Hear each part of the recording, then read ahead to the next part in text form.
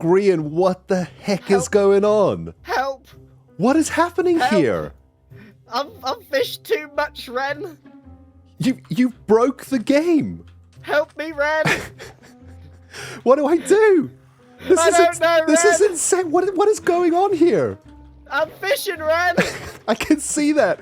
This is insane, Grian. You need help. Fished too much. You have fished too much. We need to have an intervention or something. The ocean wants too much from me. What is happening? I'm so I don't know. You can catch them also. What is going on?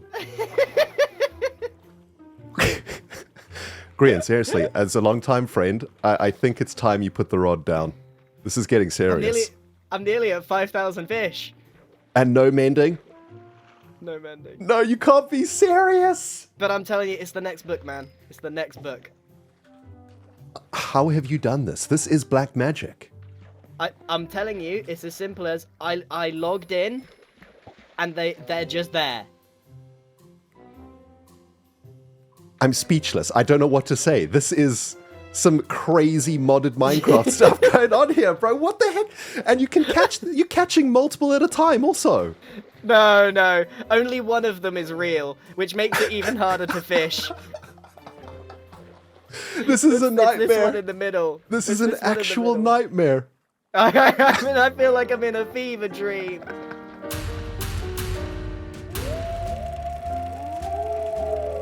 Hello everyone, and welcome back to HermitCraft Season 10. We're kicking things off from the neighborhood, where over the last week or so, an insane amount of shenanigans have been happening. Starting with the immaculate transformation of Rendog Tower. Well, it's not really Rendog Tower anymore. No. It is now known as the rubbish dump. I mean, look, I did assign Cleo a task to make an item exchange / trash place for the neighborhood, and I basically walked into that one, didn't I? I mean, this is actually perfect. When I saw this for the first time, I laughed so freaking hard. It's just amazing. I mean, completely decimating the RD tower, turning it into probably what it should be, to be honest. It's actually perfect, I think. Also, Cleo has done such an incredible job on the immersion of the community rubbish dump. Look at this. We've got black bin bags with yellow liners to tie the bag up, right? But there's still a bit of bin juice leaking out here, which is rather disgusting. We've got some cockroaches around the place, some old slapped fish just rotting away. I mean, the place absolutely reeks. I'm sorry about the smell, everybody. You can blame Cleo for that. Clearly, the delivery truck to get rid of the refuse has not yet arrived at the rubbish dump. But this is fantastic. I love it. And a big shout out to Cleo for this. I think this is just wonderful. So much so that I think we should think about moving. I think we should find a spot to start our actual base for Season 10, everybody. And I've got an idea for RD Tower. Why don't we turn this building into some sort of a communal building that does a bunch of different stuff? I can work on the rubbish dump and turn it into a working item exchange of some kind. And, oh, I've just realized you guys haven't seen this yet. Yes, I worked on this during the live stream weekend. And it's just a little building that I wanted to throw up against the tower that I thought would look pretty good. Also, this is new. I've not seen this before, and that makes me very happy. It looks like Iskal's build has been quarantined, which I approve of greatly. I think that was very, very much needed. Hopefully, that means it's going to be transformed into something lovely. Iskal is a very talented builder, so I'm expecting great things from my friendly neighborhood Swede. But yes, so moving. We're going to move. We're going to find a spot for our new starter base, or should I say our actual base for Season 10. But don't worry, friends. We will not be leaving the neighborhood. We're part of the ministry. We need to stick around this place. And to be honest, I've had such a great time with all of the people living around here that I don't want to go anywhere further than, I don't know, here somewhere. Yeah, I think this is a good spot for our actual base on the server. We have the wonderful Azuma base over there in the background, Hypno's base over there. We'll have Iskal over there. We'll be able to see Beef. We'll be able to see everybody if we stick around this area. So I've been sort of mapping out a potential spot over here. And I've been digging deep into the GIGACORP architectural archives. Take a look at this, guys. I found the schematic for a standard issue GIGAHUT. And this hut is issued to most GigaCorp explorers who head out to new worlds and need some sort of a habitat to live in.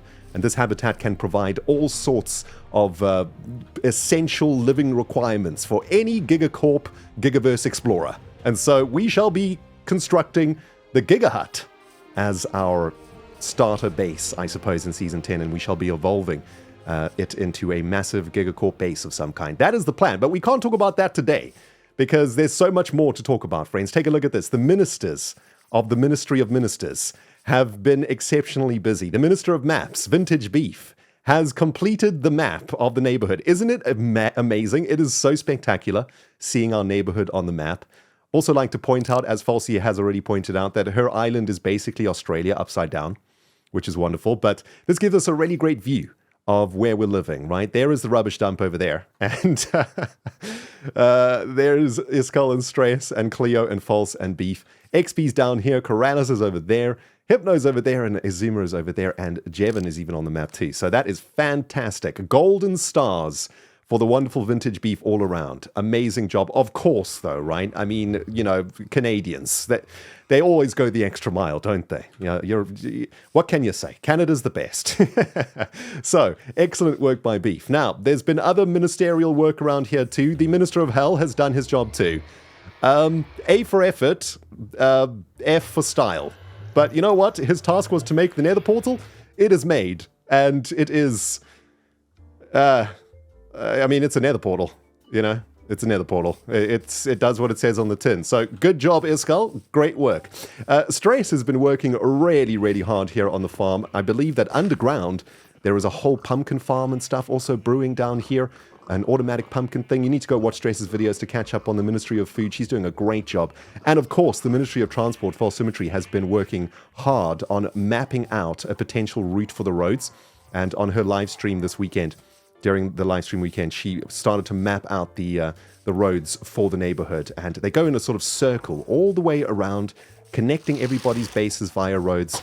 And I think those are really going to bring out the pizzazz of the place. My goodness, how rude. I know Izuma's got plans as the Ministry of Idiots to make some sort of a trading hall pretty close by here. And I know that Hypno's working on the Iron Golem farm too. So everybody's doing their job except one minister. Yeah, that's me, the Minister of Administration. I've changed my title, by the way. I used to be the Minister of Ministers, but I've now downgraded myself to the Minister of Administering. Because let me tell you, trying to minister these ministers has been an absolute disaster. They are just an absolute nightmare to manage. I kind of want to hang up the managerial role. I don't want to do it anymore. It's too difficult. There's too much pressure. However, I have done my job, and I did it last night on live stream. I've made the administration building. Here it sits. Yeah. Let's not talk too much about the block palette and the building style, everybody. We've been having budget issues. Okay, we had to redirect some of the budget to new fax machines. We needed some telephones. There was a ton of paperwork that needed to do, so I had to get a couple more reams of paper. Budget got burnt up pretty fast in my first week of managing. Guys, I don't want to be the manager anymore, please. Can someone else be the manager? This has just been terrible. But yes, welcome to the administration building. This is what it looks like. Secretary Corrales is going to sit right here and I guess answer the phone / fax papers. He doesn't know this yet. I still need to send him a memo. But of course, here's the toilet. And yeah, there's still pee on the seat. Nobody's cleaned it up yet. I mean, really, it's just absolutely outrageous. And yeah, you know, I was going to add a meeting room to this, but unfortunately ran out of budget, etc., etc. So meeting room is actually down here. Here's the boardroom table. We've had a problem. The toilet's been leaking all week, and the place has been flooded. There's been an infestation of critters. The light system is not functioning because of all the toilet juice messing with the electricity cables. It's a disaster, everybody. It's a disaster, but this is what we've got right now, okay? Budgets are tight. Everybody knows, man. Everybody's financial situation. You all know what's going on. It's tough times. It's tough times in the world right now. We can't afford a better meeting room than this. Oh, please. Please can I stop being the minister? Please can I just be the minister of trash? I think I'll be so much better as the minister of trash, honestly. Maybe Cleo can be the minister of administering from now on. I think that's my... I think I'm going to suggest that at our next board meeting in the toilet room. So, yeah, I've done my job. Everybody's done their job. Good job, ministers of the neighborhood. And by the way, I think we're just going to settle on the name neighborhood. It seems to be sticking amongst the people that live around here, and a lot of the viewers have also just said, hey guys, just call it the neighborhood. That's a really cool name for it. I kind of dig it, you know? The neighborhood's great. I think we're going to stick with that. But yes, dear viewers, welcome back to episode 3, and a big thank you to all of you who have been following my series in season 10. I very much appreciate it, guys. Thanks for all the love in the comments also. I've just been getting so many nice messages from you, and it's really been inspiring and keeping me going and keeping me extremely motivated to bring you the best HermitCraft season that I can. And speaking of which, I was busy this weekend, as I said. I made this lovely, cute little building on the side of the rubbish dump. It is actually a building that has a purpose, and we're going to need a couple of stakes to show this off. Let's get a half a dozen stakes, and let's head over there. I was thinking about Stress's farm, and I was thinking about the pork and the sheep and the cows in particular. There's nowhere ready to cook them at the moment, and I've just been cooking them over there at the braai area, the barbecue area of the rubbish dump. Kind of stinky out there, though, now. It just smells like bin juice when I'm cooking mistakes over here. It is rather disgusting. So, instead, what I decided to do was to create a place for all of us to actually be able to cook food. And that is what this building is. But yes, please do be welcome, everybody, to the Smokery. This is a building where us hermits can come and cook our food. Looks a little bit like this, and I try to automate it in a reasonably janky way, you know. I didn't want to do anything fancy. We can put our coal into these hoppers. Wait a minute, that's the wrong way around. Oh, no, that's fine. So the coal goes into the hoppers like this, I think, and no, I've done it the wrong way around. I'm an idiot. Hold on.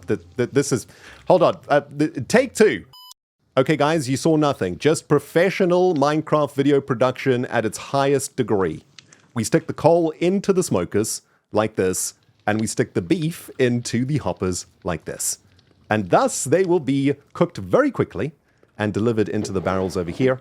And over time, I will start storing all of the cooked meat goods in the barrels behind here, and our fellow neighbors can come and get food whenever they want. So, yeah, this is the Smokery building. Just a little something, nothing special, but I felt like doing a little bit of crafting this weekend, so we got this made. And I think it's a nice little addition to the Rendog Tower. I think it looks pretty cool. But my apologies, the rubbish dump. It is no longer the Rendog Tower. New. It has been renamed to the rubbish dump, as it probably should be, because it's an absolute freaking mess around here. The Smokery is not the only thing I've been working on, though, guys. Take a look at this. I spent some time in the skelly spawner this weekend, and by some time, I mean quite a few hours, to make myself this very amazing set of golden armor. And I know what you're saying. Ren, why golden armor? It's the worst. Actually, it's the best. You can go into the Nether without any problems, and on top of that, I get to save my diamonds to spend in, hopefully, the shopping district. Do we have a shopping district yet? Please, can we get a shopping district? I'm desperate. I need stuff. I don't want to use my diamonds for armor. So instead, I have made a lovely set of golden armor, and I must say, it is rather fetching. Oh, and if you're wondering about why the armor looks like this, I believe the Life series uses this resource pack to change the armor so that you can see each other's skins a little bit better. I kind of like it. Gives me a little bit of a crown, you know, makes me think back to the good old days. But mostly I get to show off my periwinkle blue tie, so I kind of dig it. Anyway, dear friends, lots more to do in today's episode, starting with heading into the Nether to collect some resources for the GIGAHUT. We're going to need a bunch of quartz for that build, and yeah, I've not really spent that much time in the Nether so far, just picked up a Power 3 Infinity bow from the skelly spawner, and this is what our Nether looks like.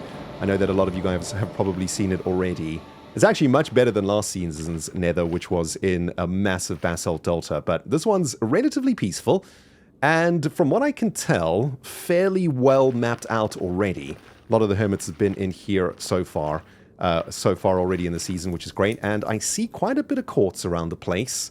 Nothing right off the bat, though. I think most of the early quartz has already been yoinked, which has come to be expected. So yes, everyone, here we go again. Another week on the HermitCraft Season 10 server. I am so excited. Got up this morning with a pep in my step after a very amazing weekend of streaming with my fellow hermits. This past weekend was our very first Season 10 stream weekend, and it was just an incredible experience for all of us, all of the hermits and all of the viewers. Probably our most watched stream weekend of all time in HermitCraft history. And on behalf of myself and all of my fellow hermits, I do want to say a big thank you to all of you guys who came out for the stream weekend. I do hope that you guys really enjoyed yourself. I had an absolute blast. And yeah, I was very thoroughly broken in two by you guys and by Scar, and it was quite a thing. If you guys missed it, check out my second channel, Rendog TV, where I upload my stream VODs, and you can see all of the action from my end of the weekend there. If you so wish to. But yes, it was a wonderful experience, and a big thanks to all of you guys who came out. I hope you had a great time, and very much looking forward to the next weekend of HermitCraft action. Oh, we can get some advancements here. Look at the Ghast. Is it a balloon? And can we get the Ghast with the return to sender? We can't. Okay, that's fine. That's fine. One is enough. Anyway, I'm going to collect a bit of quartz here in the Nether, and while I'm doing this, I thought I would throw together a quick segment for you guys to explain what the GIGACORP lore is all about. Viewers from Season 9 will have a faint idea about what GIGACORP is all about, but I know a ton of you guys are new to the channel and you probably are very confused. So let's take a couple of minutes to answer the question, what is GIGACORP? Now, the quickest way to explain GIGACORP to a new viewer goes something like this. Imagine a digital universe in which every single Minecraft world that has ever been created exists. A universe that was spawned by an event we call the Notch Bang all the way back at the start of Minecraft. This universe is called the Gigaverse. Over the course of Minecraft's history, countless corporations have been trying to dominate the Gigaverse and take control of the diamond supply. One corporation has been the most successful in doing this, and this corporation is known as GIGACORP. Think about it as the Amazon of the Minecraft universe. In fact, anywhere you are in the Gigaverse, you can place an order from GIGACORP and get it within 5 working days. It's quite amazing. Oh, and fun fact, the Prometheus deep space freighter ship was actually built by GIGACORP to transport hermits in cryostasis from one season to another. But that's a whole other bit of lore that we will need to get into at another point in time. Look, it's going to be a long season, okay? We don't have to get into the deep lore today. But all we need to know for now is that GIGACORP is the Amazon of the Gigaverse, and I am an employee of GIGACORP. Unfortunately, I've lost contact with my manager, Rosie. She's somewhere out there in the Gigaverse, and I've not managed to track her down just yet. We in fact lost communications with Rosie when we went through the rift in Season 9, and I'm hoping if we build some GIGACORP structures around here, we can make contact with the head office again and figure out what the freak is going on out there, because the last time we spoke to Rosie, things seemed a little bit scary. Yes, my friends, much time in Season 10 to unravel this lore nice and slowly, and we're going to have a lot of fun doing it. Starting with the construction of the standard issue GIGAHUT, which I'm hoping has some sort of communication device within its wiring networks, because this is a pretty space-age building designed to keep us alive in hostile environments. I mean, this isn't a hostile environment per se, but I have a really cool idea to terraform this entire area, probably all the way to the edge of this section here, and to create for ourselves a kind of exoplanet landscape of some kind that will help this build really stand out. And of course, this is just the start of the buildings that we're going to be making for this. We're going to make a really awesome, massive GIGACORP base around here. I don't know, we might even go this way, a little bit this way. I don't know, I still need to map out exactly how we want this base to develop over time. But this is the GIGAHUT so far. It's pretty sweet. Let me try and explain the block palette over here, because there's some blocks that are generally not used together because they kind of mismatch, namely white concrete and quartz.